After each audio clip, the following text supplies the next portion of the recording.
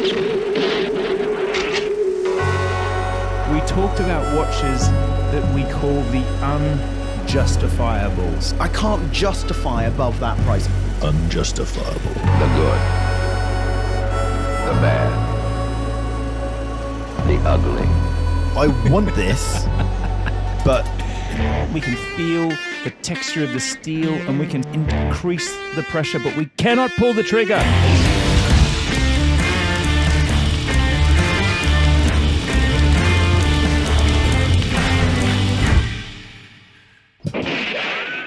Hello, I'm Andrew. hi Andrew, how are you doing? I'm George. Oh, that's fucking terrible. Fuck me. Take 20. Okay. Okay. Hello, I'm Andrew. I'm Adrian. I'm George. And we are in a Faraday cage, George Bamford. Well, yes, we're trying our best to keep the outside world out and us into this podcast. Oh my good God, what are we talking about today, please? It's about time. We talked about watches that we call the unjustifiables. Unjustifiable. It that's quite a sounds lot of like a watches. Western with Clint Eastwood in it. But the unjustifiables are watches that George, Adrian, and I have talked about wanting, and just our fingers are on. We can feel the texture of the steel of the trigger. But you know what? And we can slightly depress it. We can slightly increase the pressure, but we cannot pull the trigger. I can feel the tension. The tension. Oof. What are the unjustifiable watches in our lives that have been lingering on that, next watch list for forever? Adrian Barker. So mine is exactly that, painfully that. I want this, but it's just not happening. It's the Breitling Endurance. Ooh, Now this Wow. this is a There's killer a reason watch. we don't pre-talk these things, because there's genuine shock on George Bamford's face. So yeah. Yep. So the Breitling Endurance is it's an awesome watch in its own right, but my challenge is it's 2,000. It's $2,500 for essentially a plastic quartz chronograph on a rubber strap. So, and that alone feels okay, but when you know that this is in a world of the Grand Seiko SBGN 003, Which I have. and I've had one of that, the limited edition version. This is an insanely amazing watch. The movement in this is accurate to 5 seconds a year. And that's guaranteed. The reality is it's probably 2 to 3 seconds a year. And this is about £2,600. A stainless steel watch, thermocompensated quartz movement, which is just painfully accurate. A decent looking watch too. And look, quartz movement's a great movement. Everyone kind of takes the piss out of quartz movement, but actually it's not about the quartz movement. It's just the whole combination on this watch that you don't like. Is that exactly that? You love it, you want it, but there is this kind of thing of like, what, mind kind of gets when you get mind. When you get hands on with the Grand Seiko, you think nearly £3,000 for a quartz watch. That's pricey, right? Yeah. You get hold of Grand Seiko, you see the finish, you think, holy shit, this is beautiful. Yeah. And then you're just blown away. It has a anti-backlash mechanism, which ensures that whatever orientation the watch is on, that second hand is always going to smash that second marker. I want a backlash kind of system in myself. I'm like, this thing. Sometimes you miss the second marker. You don't smash it. I'm sorry, You just entirely skip it. And the thing that really put me off the Breitling was when I first got hands on with it, I unscrewed the crown and the whole dial moved. That's not a good thing. That's not a good thing. Was that a prototype? Or? No, this was on a shop floor, ready to be sold. And I thought, I'm hoping that was just a faulty version, but it just felt cheap. What attracted you to it? Because I'm trying to I'm looking at your wrist right now, and should we just quickly say what's on that wrist right now? Okay, so this is what is this, George? What is this? This is a night diver. This is a TAG Heuer night diver, original night diver. Killer Freaking watch. cool. Yeah. Freaking cool. And it suits you. And it feels cool. I really like suits this. you more than that does, if I'm completely honest. I'm but struggling. what I like about watches like this is I sometimes like things to be different. I have a conservative taste in watches, and sometimes I just want to put on that awesome little touch not of in colour. this colorway. You don't like that? No, I would have done it in a blue. Why don't you just or get the a sun moon swatch in yellow, bright yellow? Yeah, but I like this. And a good answer. That's a fair answer. Okay. Okay. So that's it. I like this idea, but it's just way too overpriced. To be fair to this, it's dumbing it down by saying it's just a quartz plastic watch. It isn't. This is a thermocompensated quartz movement, a very, very good thermocompensated ETA quartz movement. So this isn't pissing about. How did it feel on? Did it super comfortable? Super comfortable. Felt like nothing because it's plastic, it's rubber, there's nothing there. But that's kind of what you want in a sports watch. Mm-hmm. You don't want to be like, if you think snowboarding with an Explorer 2 strapped to your wrist, that's going to just bash into your knuckle, into your ulnar. What's this called? Ulnar. Ulnar. Yeah, the bone. The bone. Whereas this isn't. This is just light as anything. Yeah. Sorry. Okay. Yeah. You know that bone? Look, it's part of being a watch journalist, George. You know. Oh, isn't it? sorry. That's why I'm not a watch journalist. You must have an anatomical knowledge of the wrist. Come on, guys. And do you know your circumference of your wrist?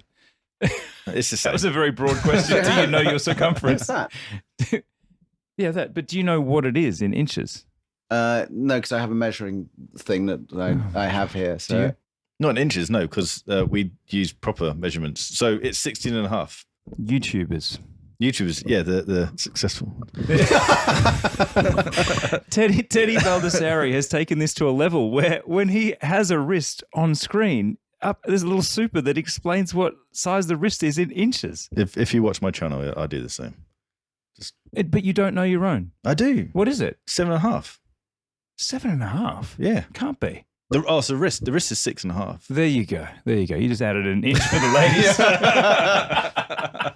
Can I just ask one thing? We do have a sponsor for this podcast. We do, and it We sounds like we've already imbibed a little of the sponsor, but this is we're just high on life here. Our sponsor today, and I'm taking yours, George, too bad. Everyone's stealing George's. This is our first season of About Effing Time. And we're all very effing pleased to have a sponsor for the first season, because the first season of anything usually just has a pretend sponsor. I would like to thank our pretend sponsor, Rolls-Royce, who hasn't paid us. No, This is a proper sponsor. 4 Pillars, the founder of 4 Pillars, co-founder Matt Jones, is a massive watch lover, and he jumped straight into, yes, Andrew, we're in to sponsor you. Champion. Freaking as awesome. it happens, but see, the thing is, he's very smart, because I have made it clear on several public platforms that 4 Pillars is by far the best gin in the world and the best gin and tonic you will ever have. However, it's also good in Negronis. The spiced Negroni gin, we're going to have a little taste of that to give some tasting notes later. It can be had on its own, but it's really fantastic. And there's a few Negroni. questions on from him as well. So He likes to throw questions. No, it's a proper sponsor of this. Is that actually he likes watches? He wants to be a part of this, and these questions are tough. Bamford. He knows Adrian good. Back to front. We love him. man. This Good is man. a proper. It's a quasi friendship, but actually 4 Pillars financially sponsored Thank you very much. extensive costs of putting together a very premium first season, when that's not usually how it works. Usually we work up to this. 2, 3, 4 cameras. Yeah, there's 5 cameras. 5. Yeah, George. Now I'm going to ask you about your Unjustifiable, but we're going to at the end try and convince each other of reasons to pull the trigger. Okay, So be prepared. So I've got 2. I'm sorry. Adrian. Look. I know Always breaks that the rules, this guy. we're playing. You know, we bring one to the game, but there's 2 watches I want to buy. I'll allow it. And Only if they're the same brand.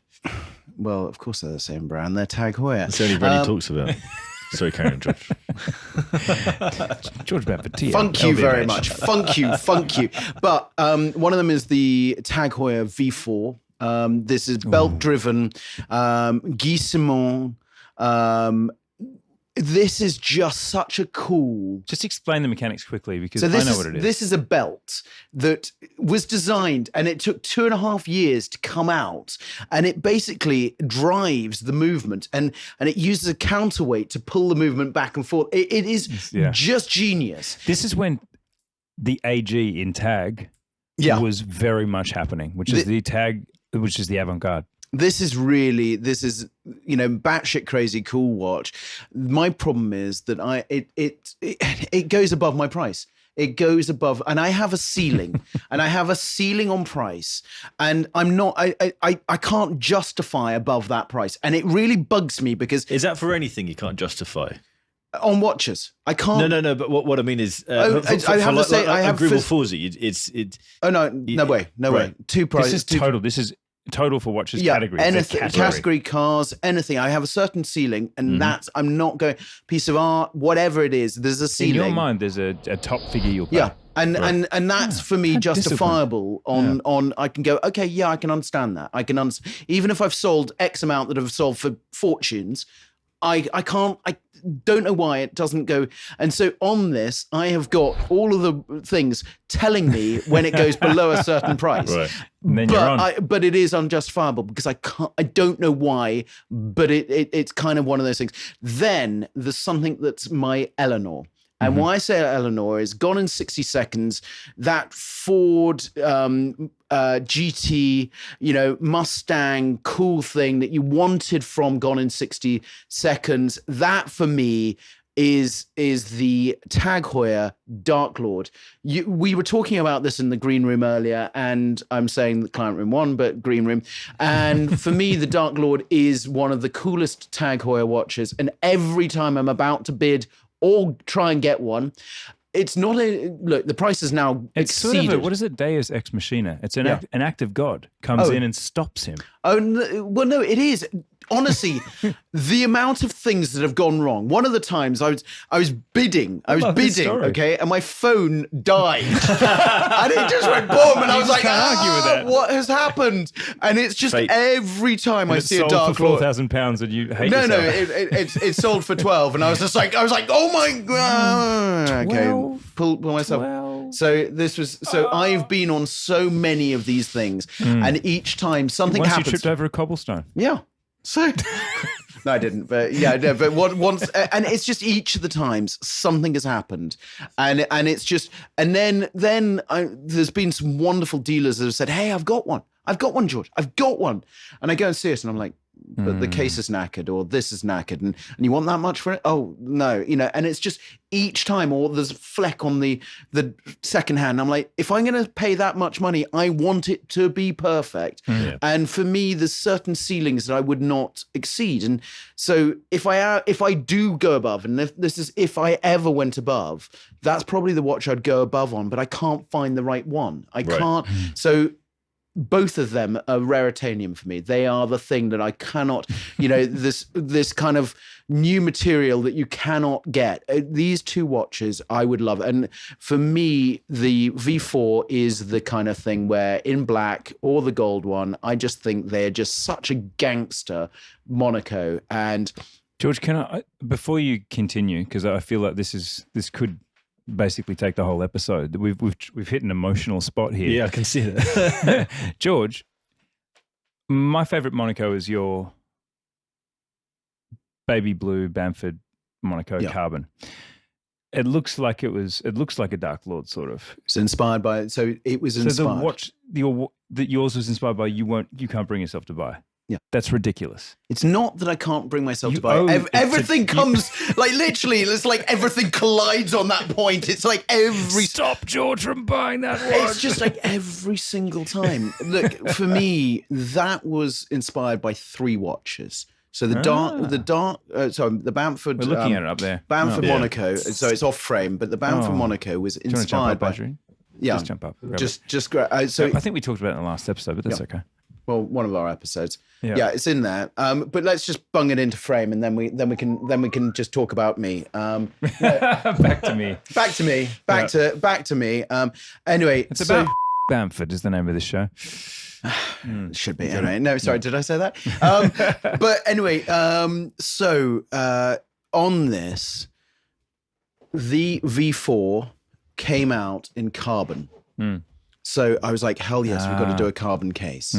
The Dark Lord black, so that's why the Dark Lord actually had steel pushers. So that's why we did PVD black pushers. So I'm kind of explaining this, but this was meant to be for another episode, but you've now fucked my other thing. But thank you very much. And then these subdials were inspired by Steve McQueen's Monaco. Right. Mm-hmm. So because my earliest memory was of this type of watch was so that was the whole thing. They had to pop off the dial, and my earliest memory hanging out with my father was seeing Steve McQueen in Le Mans. And honestly, it's boring film, so I'm not going to go to you and say it's absolutely amazing. But I remember sitting on a weekend. It was either watching Formula One or watching Steve McQueen Formula One. Le Mans, and watching that. And the only thing I remember is those two white subdials. And I just love that square and the two white subdials. So that watch is the embodiment of three watches that I would never get the Steve McQueen watch because there's only X amount of them in the world and I can't afford it. The V4 carbon, it's raritanium, I can't get it. And the Dark Lord, it's missing me each time. So I kind of went to TAG Heuer and I said, please, can you make something that is the combination of all those three watches and using our Bamford Aqua Blue? And they did. So frustration. I'm sorry to kind of get on to the frustration. Yes. What did that tap of the watch signify? I'm acknowledging, actually, it signifies that we haven't mentioned your watch. So, we started a wrist check, did we? No, we didn't start with the wrist check George. because you had your wrist check. We haven't even checked his wrist. So it's kind of like we've done your wrist check. Okay, so here, shall I just go to you and say, okay, let's do a quick wrist check, you and I, okay? There was a point I would like to point out that there was a point with these podcasts where we were rapidly ascending in professionalism, and now those days are over. I am wearing. What do you know? The George Bamford Chopard. Why don't you just tell us what it is? This is the Mille Miglia. This is a watch that we launched and it sold out in record time. And it is one of those watches that I'm absolutely blown away by. Chopard is a brand. Pop it on, Adrian, because it's a nice size. It's a great, and the feel of the case and the whole thing about it with our flame orange accents with the three greys. It's just a really great all-round wearable, racing inspired. As you can see, it's rather comfortable. The logo seems well under 50 millimeters. Is that what it sounds like? That's cool, man. It's doing an antiques roadshow. Oh, look at that. And it's a really cool piece. It's one of those that smoked glass on the back because we wanted to kind of do a smoked glass. There was all the things about a combination. Then we have this was inspired by the Night Surfer, I believe. Is that right? Night Surfer is inspired by that. Or did I say it the wrong way around? Yes, you did. You were just trying to take credit for something. I know. This is the Zenith El Primero. This was something that I did with Mr. Porter, limited edition. And for me, it's great. The combination of the blue with that bead blasted titanium case. Which is quite different to ours, actually. Yeah, it is, because it was the first generation. You got the second generation arse. Okay. Let's go on with the show. Okay. My unjustifiable. It's so interesting. I didn't ask you what your unjustifiable but is. before we do yours, should we have a... Can we have a drink, please? Come on. I'm a little dry. Let's do this. So as discussed, we have Four Pillars started as a rare dry gin, and it's become many, many flavors. And this is exceedingly popular because... Every time. Oh, the visual gag for the podcast. It never ends. Visual gags for a podcast. I've just put a card out that says fucking awesome. Next door to Mr. Pillars, Four Pillars Gin. And by the way, if you'd like to visualize us as you're listening to the podcast, we're all naked. Oh, yeah. We are. Yeah. It's a level of comfort that we've reached. This is... I feel like this is like this is Deadpool kind of style. Let's have a little sip at that point, So which I know that you were saying about the one that we're drinking, but just give me a 2-second on. Okay, so again, Four Pillars likes to think Well, it likes to say. Do you know I like this one? Yeah, this is why it annoys me when I was hosting. Is this was mine and you stole it. This. Look, basically juniper based, but has Australian botanicals and spices that give it a vastly different flavour. What really, base is it? What's that? What base is it? Australian. No. Juniper. Juniper, really? Juniper based, it is. But yes, it's a beautiful gin. I think we should sip it as you enjoy my anecdote about my Unjustifiable. Sorry, we've got a question. Sorry, there is a sponsor here, and you haven't given us a question. Everything I unraveled in this episode. I mean, please, can we get another host? Yeah, you're fired. Blame the host. Jeez, I can only, it's only the tools you work with. And we're working with a tool. Exactly. Matt's next question. Where's my phone? This truly is the collapse of the empire. The empire lasted about 1.5 episodes. Matt's question is, and it's one word. Should we care about in-house movements? Yes or no? No. Boom. We're back. We're professional. Okay, Andrew, what is your unjustifiable? What's so bizarre is how wrong both of you got this episode. Like, this is my concept and my idea, and I was quite when you came back and said what they were. Actually, your price point one's probably the most relatable, but I just thought it was so obvious what this was about for me. And Adrian, your Unjustifiable is probably on price point as well. It's value. Yeah. So yeah, yours is the value matching the price point. Did you just fall asleep on your microphone? No, I was It enjoying looks like he's giving it something. It's just like, sorry. I was enjoying the bristle rub.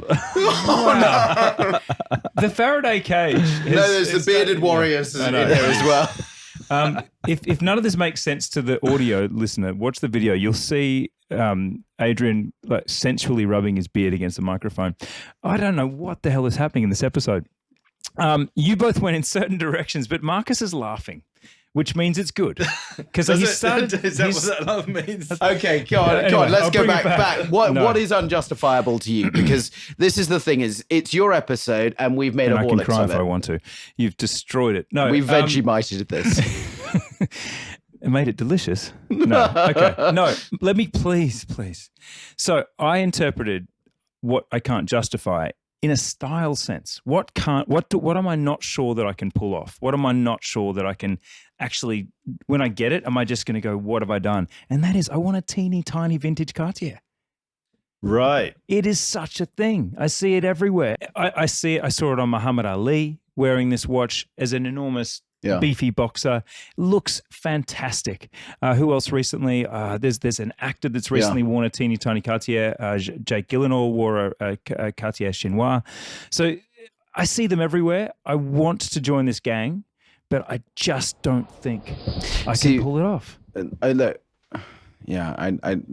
we got the wrong end of the stick, honestly, on this. And honestly, fuck you. I mean, like, I'm always up for that. For me, this is I felt like you were just gonna. This is a great watch. It's got a great nipple at the end, and it is one of those watches that you kind of go, and it is not. You can wear it. You can pull it off, and you can wear it. Guys, I've got to be honest. I think we interpreted this correctly, and I think you're just dead wrong. That would look sick on you. Yeah, that with t-shirt and jeans would be. This is like a compliment. Fuck awesome. you sandwich. I'm getting fuck you. I'm getting a compliment. But I want to go there. And you know what? Also, the tank that must. would be amazing. What about a tank must? All these coloured yes. tanks. The new those gloss must. black Oh tank my must. Jesus Christ! The colours. But even that lassus work dial that they've done with the ivory and oh my God, Well, just the plain gloss black dial. Oh, geez, but you kind of go into it. This for me, I would say to you, is not gold. This is how to rock it in steel. I think this is it makes it less chintzy. But this is better. And Jesus Christ, I'm sorry, Richemont, on this, but this is better than a reverso. Oh, 100%. This for me 100%. Is a reverso. Everyone wants a reverso. honestly, this for me is the educated reverso. You could wear it, and I think it would rock. The reverso, I'd be like, oh yeah, that's nice. But this, I'd just go, oh my God. And also, rocking, I would love for the summer. Could you imagine? Strap change this and put like a really like a bright blue or a green or red or something, and it comes alive. This is something. So unjustifiable. We've justified it for you. Yeah. You've done that. Where our unjustifiables are the ones where we can't get it. Yep. Who should we work? We got a tag team. So are we going to work on Adrian now, or are we going to work on George now? Because I can definitely tip George over. No, you can't. See, I think George is more tippable, whereas for me, that I think it just won't happen. I will not drop $2,500 on a Breitling. Do you think you could convince him to buy that Breitling Endurance Pro? No, because the problem is when it first came out, I was like, I want that.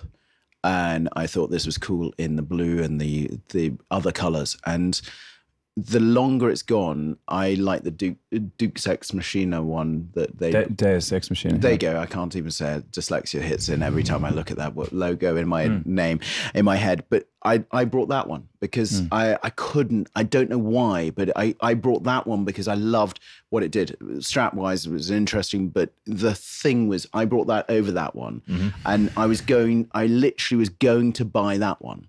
And that was my problem. So I can't justify it for you. Yeah. It is one of those, but I think that itch will come out. The honest thing I would buy, if you're wanting that circular design, that kind of thing, I would have gone for the old Olympic, London Olympic Omegas. You know, those Right. wonderful circular dial, really, really great colorful ways. That for me, so I'm kind of even de-justifying it for you and saying, Changing direction. You know, because I'm like, if you're wanting something like that, it also reminds me of the old Breitling Bentleys watches that I think are huge. Yeah. There's something about the color combination. There's something about that rubber. It's rather garish. But there's something cool, but there's so many other watches out there that you could do. And that's why it'd never be justified. At that price point. Because there are so many other things out there. Whereas with George, I feel like this V4? this tag, this V4, that feels so special, so different visually and mechanically. Oh, it's so cool. That I kind of feel oh my like God, it's so cool. Put the back up again. You should do it, because I'd be more concerned about never being able to do it because of them just disappearing than... I don't know. Look, you know, that's... And the other thing, if we're honest with ourselves, is this going to reprise? The answer is no. No, this was an era of wild... This was under Jean-Christophe Babin, if I'm not incorrect. And this was a period when avant-garde was essential to the tag offering. And it was an unusual period because...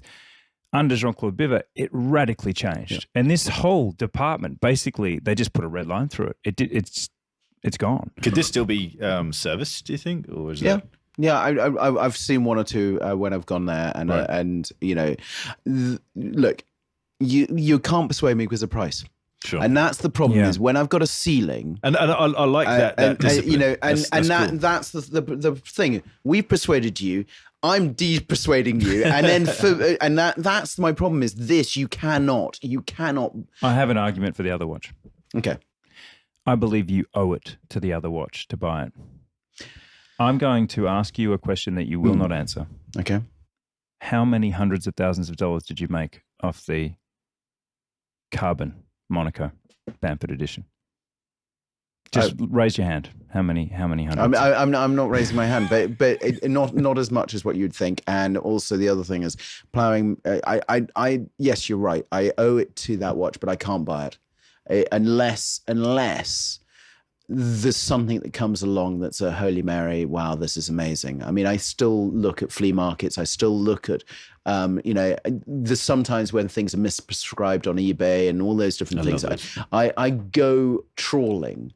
But for me, you know, I'd run at the moment for that price. Like I've just brought a titanium TAG Heuer It was an old vintage one from the 80s, and it's so cool. And it's $3,000 or $2,000. No, I think I brought it for $2,000 or less. And it was just about the packaging and the whole thing. And it sits on my desk at the moment. And it's just one of those things that I think it's a cool buy, and it's mint, and it's things where every time I see a Dark Lord, I'm like going, wow, I saw the one at Phillips, and I put a low bid in. I put a low bid, fixed it so I don't fall over. My phone doesn't die, any of those And things. it still didn't happen. No, because I put a low bid in, because I put, What did it sell for? Do you remember? I can't remember, I think 40 odd, or and I put a way lower. That's GBP, by the way. Sorry, what? That's pounds. Oh yeah, no, that's better. Anyway, but I put a low. George is the unpersuadable in the Unjustifiable episode. Yeah, sorry. I want to see that Cartier in you. Yeah, I do too. I think it suits And you. that size as well, not the American, not the big, not the. This is, it's got to be that size. And I think if you Look strap at the change Muhammad it, Ali shot, because that's the sort of proportions we're talking. but if you strap change it, that's the thing. Is stock strap for me is a bit boring. Strap change it, do something I wicked. have to say, Australians are rapidly becoming watch aware and watch literate. But I am from, I suppose, an immature watch market or an emerging watch market. It's certainly been a smaller. I think it's 1% of the Swiss watch export industry, so it's small. And we haven't been the most avant-garde when it comes to watch style. But I'd see that is See cool. that. So we're looking at a photograph of Muhammad Ali wearing. That's I mean, it doesn't get cooler than that. I mean, and because it that, has the double effect of making you look massive, and he's already massive. no, but you know the thing is, this is where everyone goes. Or they used to go. This is a man's watch. This is a woman's watch. For me, I think why we did Gerard Perregaux, Laureato in white ceramic. We wanted it as a unisex. Stunning. So, That so- is just. But why we did it in that size? Why we chose all of those What things? size was it? So it was a smaller size. It was what they classed as the woman's size, but it wasn't. It was a unisex size. 38. Yeah. It was a 38, not a 40. It wasn't the oversize. And not I'm saying it wasn't a woman's size. It was the unisex size. Yeah. And for me, that was the thing is I love it that my wife wears one and I wear one. And she has the full ceramic and I have the rubber. That and the thing is, it rocks with what you said. It's a t-shirt. Yeah. You know. You know that- what? You've actually. I am. And Muhammad Ali's rocking I it in a actually t-shirt. want one now. Yeah. I love that idea of that contrast between epic elegance and a sheer roughness. And it's sort of a knockabout. But Yeah. there's just something unself-conscious about it. And like obviously, this is reflective of Cartier's rapid ascendancy. Like we are talking This is true. about Yes. brand on a rampage right now. absolutely. And whether it's the tank, whether it's the Cartier crash results, we did a fantastic story with Eric Koo on his breakthrough result. Oh, Jesus on Christ. This Yeah. $1.34 million US for a crash. He said he wanted $1 million, and then he went to bed. He went to bed and woke up, and it had kept charging, and it was it's a shock. So to see Cartier, and again, what do we see? Tyler the Creator. We see Yeezy. We see Kanye Kanye and Kim had matching crashes for a while. The couple that crashed together definitely divorced. So be careful of that one. But I like that one. But no, you're right, and I think But you've convinced me, guys. good This management, episode- good yeah. thing. Watches and Wonders. When I went around their kind of display and all the different things, I just went, Jesus Christ, this is cool. You know, there's so many things. There's some things like I'm a bit iffy about some of the things in Crash that we've already talked on another podcast. But what I would say is this is a cool. It would suit you as well. It would also suit you because there's something about this watch just comes alive. Yeah. So Cool. bring BYOI.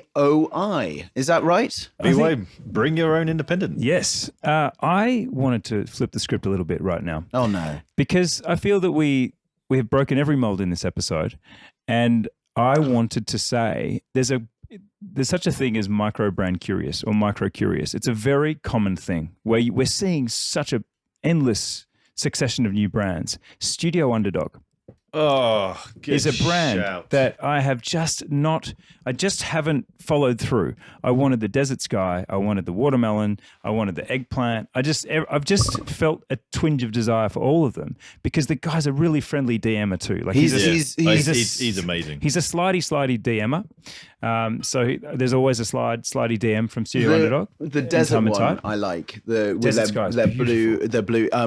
Look, I was very fortunate recently, and I had a long chat to him. We have one here. We have one in the building. We did have one in the building. Oh, it's gone already. I'm sorry because my wife has nicked it off me. So this is my point. That we rolled up to Bamford HQ in Mayfair yesterday, and there was a Studio Underdog on your desk, and I was like, "This is my chance to see this watch." I turned it over; it was an open case back. I was shocked in quite a nice movement. But do you know what I love about this is he has done something that I'm jealous of, and this is what really annoys me about some of these micro brands. Is I'm not jealous of anything. There's not something that makes me go, "Oh my god!" And what I'm going to get back to is, and I'm showing on screen, when you look at the dial, what he's done is the chronograph hand always sits at 12. Always sits at 12. So why the hell is it cutting through your logo? Why the hell is it doing that? And then he's just gone, no, we're not doing that. We're going to put it each side. I'm like, genius. I'm like, what I would never have noticed that. And ever. it really, it bugs me that he can do it. It's just like, why not? I want to do that. This is such. And also like the 0 for the O. It's just also quite. And when he explains the 0 for the O, you're just like going, what is that? Well, because he couldn't get the certain name thing, so he just went, screw it, I'm going to put a 0. It was just very much, brilliant. And you understand his design ethos because he used to be at. Can you get the desert one up? So the desert one, I freaking love the color combination of that. Never seen Watermelon that. I like, but desert one I really, really like. I love his color combination, but he came from Braun. So he was part of the Braun team, not part of it. He was one of the designers at Braun. That's the chocolate mint, I think it was, or something. Yes. This one is, wow. I mean, look at this. Now, what I love is this big eye. When we look at a big eye on it, the 3 colors of beige, I mean, it really is quite a cool combination. I was lucky to chat to him. I thought, and there's some people that you kind of go, oh, this guy is a dude. He is just such a nice. What I love about him is that he's openly not a watch guy. Yeah. So although he's worked for design for watch companies, he's just he's not trying to sell designer. off like some sort of provenance story, legacy watchmaker and he's story. not trying to say, all right, this was a cool watch, we're going to bring that forward. He's gone, no, this is a format and I'm going to design it. And I love the attention to detail with the logo being spread across either side of the seconds hand. It's such a simple idea, but fucking just so well executed.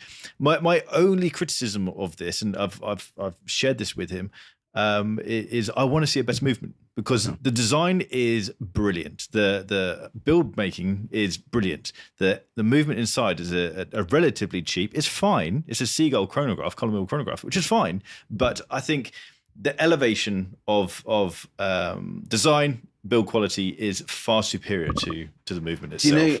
The other thing I will say to you is I cannot wait to see what's next from him. Yes. What I'm saying to you is he knows color, he knows design. I come from color. In my business, I know I'm all black, but I like colors. I like combination of colors.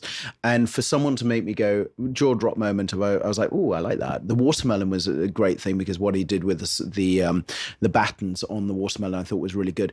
The other thing about it, yes, there's some things where there's a Me Too case and a Me Too pushers and there's a Me Too on Me Too those. by compacts. What I mean is it just feels, but this doesn't feel like it's a copy of something else. It doesn't feel like, as we discussed it, the banker that goes, oh yeah, I'm gonna start up my own micro brand and I'm gonna have my own watches and basically my friends say, yeah, you're cool. This is very much like, and when he explains why he did it in lockdown. Yeah.